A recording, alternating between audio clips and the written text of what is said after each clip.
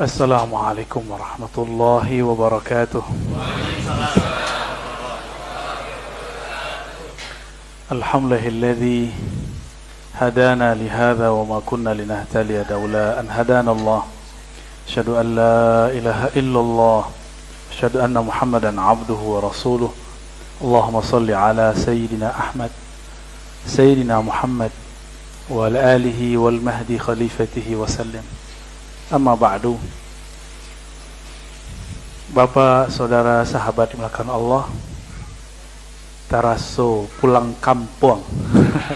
Pantunnya aja. Bolehlah ya. Tapi saya walaupun dibesarkan di surau, cuma lidah tergadai ke Jawa dan ke Arab. Jadi mimpi pun bahasa Arab ya, mimpi pun saya bahasa Arab, Pak.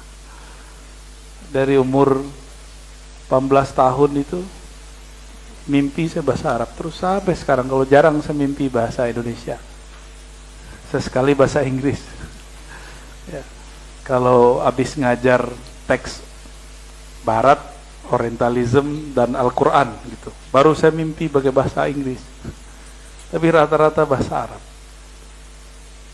Cuma pantun Arab pun saya tak bisa buat ya, karena tidak belajar ilmu qawafi wal arud ya. Tahu teorinya tapi tidak praktek. Judulnya cuma tips dan trik ya, bukan praktek. Kalau praktek saya tidak cukup waktunya ya.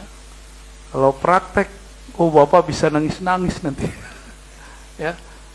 Ini tips aja ya, karena waktu kita pendek. Nangis itu belum tentu khusyuk. Khusyuk itu bahasa Arab adalah ketundukan. Itu arti khusyuk. Kenapa dia tunduk? Karena dia segan.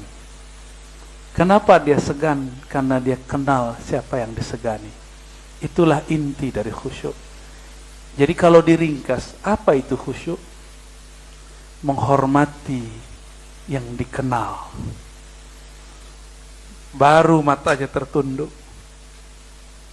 Surah Al-Ghasyiyah menyebutkan wa absaruha khasyiah. Pada hari kiamat yang disebut Ghasyiyah, mata-mata tertunduk, tidak ada yang berani melihat ke atas. Melihat ke depan pun dia tidak berani. Dia tertunduk semua ketika diadili oleh Allah Subhanahu wa ta'ala, karena dia mulai tahu siapa yang mengadilinya. Jadi jalan pintas untuk khusyuk cuma satu, nggak usah pakai teori macam-macam. Cuma jalan pintas ini harus dicari sendiri. Cari gurunya. Kenali yang engkau sembah. Sembah itu bahasa Melayu, Pak. Artinya mengekspresikan rasa hormat. Menunjukkan kerendahan diri, lalu menyanjungkan pujian kepada yang maha terpuji. Itu dia menyembah. Maka kami dulu di Sumatera Barat, di Minangkabau, sebelum ada orang nikahan itu ada namanya sambah menyembah.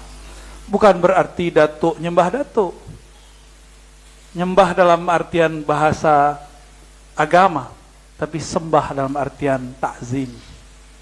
Maka sembah itu artinya takzim, mengagungkan. Bagaimana mungkin kita mengagungkan orang yang kita tidak kenal? Bisa nggak Pak mengagungkan orang yang tidak kita kenal? Tadi Ustadz Dwi cerita, saat kami ziarah kepada Syekh Abdul Somad Al-Falembani di Thailand, beliau bersama gurunya, Ustadz Ahmad Idris, Ustadz Hadi. Orang nggak tahu, beliau kan kalau lagi di luar bajunya biasa, sarung, baju koko. Ya, kopiahnya nggak dipakai serban, dikira jamaah biasa, disuruh-suruh oleh jamaah, fotoin saya, kurang tinggi, karena dan beliau lakukan semua. Besok ada yang colek, kamu tahu nggak yang kamu suruh-suruh siapa? Itu Ustadz di Palembang. Langsung mereka tanya-tanya, searching jadwal-jadwal, wah betul ini Ustadz Hadi nih. Walhasil besok minta maaf. Maaf itu bentuk dari sembah. Respect. Udah paham ilustrasinya? Ya. Jadi kita ini kurang ajar kepada Allah, kurang adab kepadanya, karena kita tidak kenal siapa dia. Jadi kapan kita akan menghargainya? Kapan kita betul-betul khusyuk menyembahnya? Jika kita tahu tiada satu butir di alam semesta kecuali di situ ada percikan dari wujud-wujudnya, percikan dari kalamnya kun, atau hembusan dari zatnya yang maha suci. Inilah cara khusyuk paling ringkas, tapi cari gurunya sendiri. Gimana cara untuk merasakan ini? Nggak mungkin instan, barang instan, pulangnya instan, perginya instan. Maka dalam thariqah ahli zikir ada namanya tahapan talqin.